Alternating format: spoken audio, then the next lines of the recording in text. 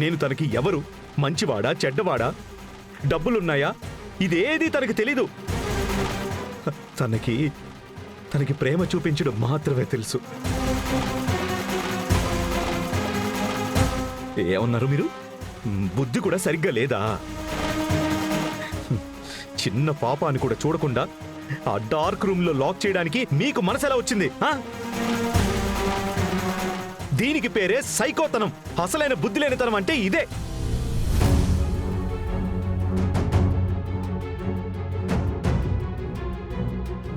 మావయ్య, ఇంద్రాని ఉండే ప్రపంచం మనలాంటి చెత్త ఉన్న ప్రపంచం కాదు మావయ్య.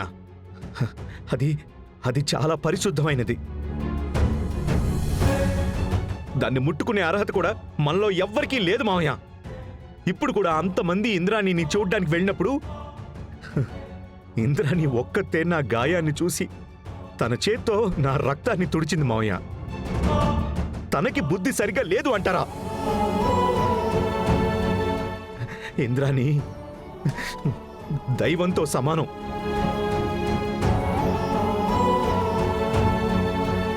అందరూ జాగ్రత్తగా వినండి. నా జాను ఎందుకని బంగారీని ఇక్కడ ఉంచిందో నాకు తెలీదు, అవసరం కూడా లేదు. కానీ బంగారి కుటుంబం నాకు ముఖ్యం.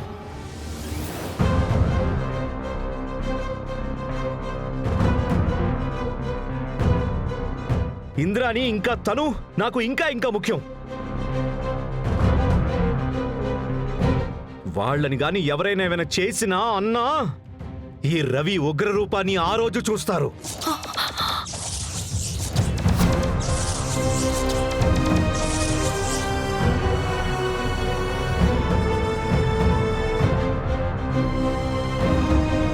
బంగారి, ఇంకా ఇది నీ పర్సనల్ కాల్. అత్త గురించి పోలీసులకి కంప్లైంట్ ఇద్దామని డిసైడ్ అయినా నాకేం పర్వాలేదు. ఈ ఇంట్లో ఎవ్వరు నీకు అడ్డురారు.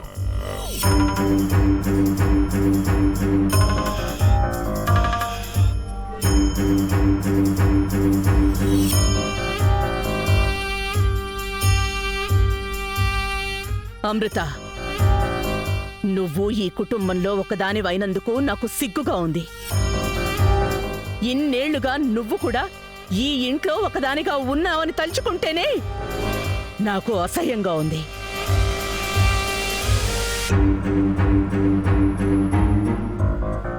జరగమ్మా.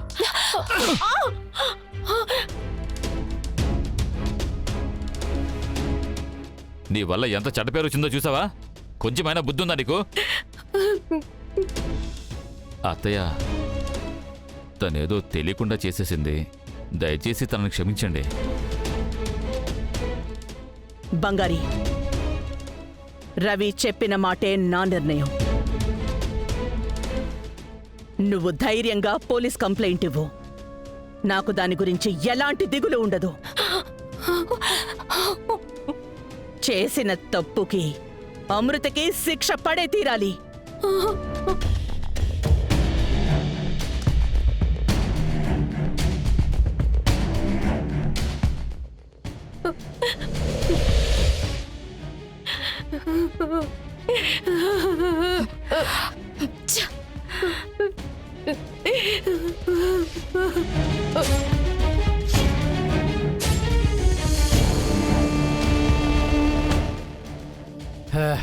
ఏరా రవి, కింద నువ్వు రుద్రతాండవమే చేసావు కదరా.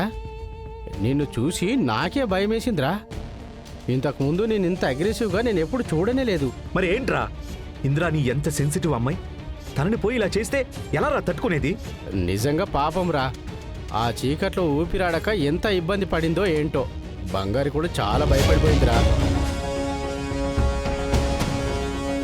చిన్నప్పటి నుంచి ఇంద్రాణిని కన్న బిడ్డలాగా చూసుకుందిరా బంగారి. తను తట్టుకోగలదంటవా? ఇలాంటి వాళ్ళని ఊరికే వదిలిపెట్టకూడదురా. రే మావా, ఎంత కాదన్నా తను నీకు అత్తరా. అత్తనా? ఛీ, తలుచుకుంటేనే అసహ్యంగా ఉందిరా. మనస్సాక్షి ఉన్నవాళ్ళు ఎవరైనా ఇలా చేస్తారంటవరా? చెప్పు. నేను అసలు దీన్ని తీసుకోలేకపోతున్నాను రా. కరెక్టే అనుకోరా. రేపు పొద్దున నీ వల్ల అయిన వాళ్ళ మధ్య గొడవలు వచ్చాయంటే రేపు అది ఈ కుటుంబానికి ఎంత ఇబ్బంది అవుతుంది నువ్వే చెప్పు. అవ్వనిరా, ఏదొచ్చినా కూడా ఫేస్ చేయడానికి నేను రెడీగా ఉన్నాను. తప్పు చేసిన వాళ్ళకి శిక్ష పడాల్సిందేరా. నువ్వు చెప్పేసావు సరే, కానీ బంగారు ఏమనుకుంటుంది? నాకు తెలియదురా, కానీ బంగారి ప్లేస్లో నేనుంటే అత్త మీద పోలీస్ కంప్లైంట్ ఇచ్చి అరెస్ట్ చేయించేవాడిని. ఇది అసలు క్షమించరా నీ నేరంరా. ఇలాంటప్పుడు పనిష్ చేస్తేనే కదా ఎవ్వరికీ తప్పు చేయకూడదని భయం వస్తుంది.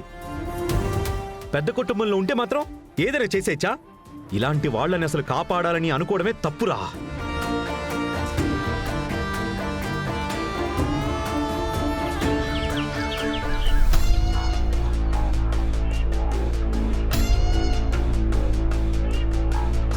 ఇప్పుడు ఏం చేయాలి నాన్న? బంగారు ఏ డెసిషన్ తీసుకొని ఉంటుంది? ఏమండి, నాకు చాలా భయంగా ఉందండి. తననే ఆలోచించు అని వదిలేసి ఉంటే క్షమించి వదిలేసేది.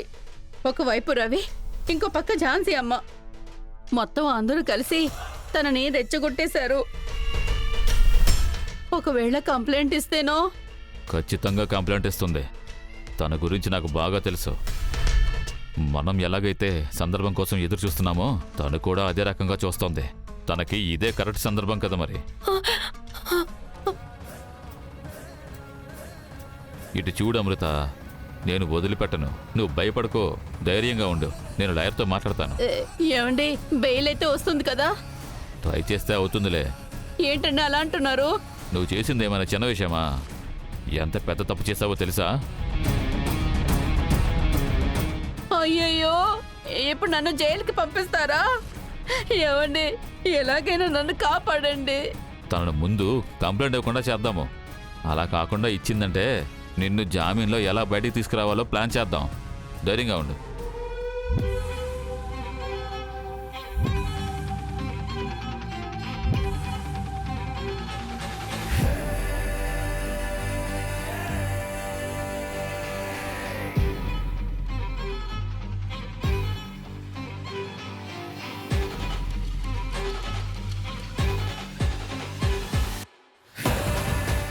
బంగారి, జాన్సమ్మా, నీ నిర్ణయం గురించే అందరం ఎదురు చూస్తున్నాం.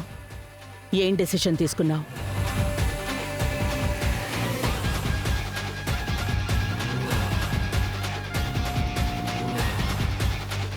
చెప్పు బంగారి. నాకు పోలీస్ కంప్లైంట్ ఇవ్వాలని అసలు లేదు జాన్సమ్మా.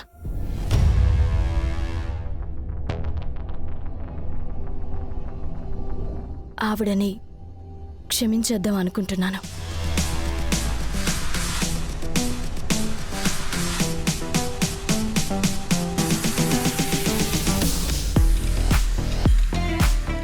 ఏంటి బంగారి, ఏం మాట్లాడుతున్నావు? తను చేసింది నువ్వు మర్చిపోయావా? నీ చెల్లి ఊపిరాడక ఎంత అవస్థపడింది. కొద్దిసేపు ఆలస్యమైతే ప్రాణాలు పోయేవి.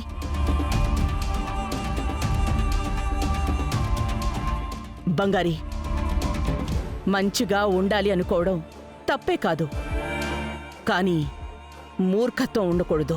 నిజమే జాన్సమ్మా.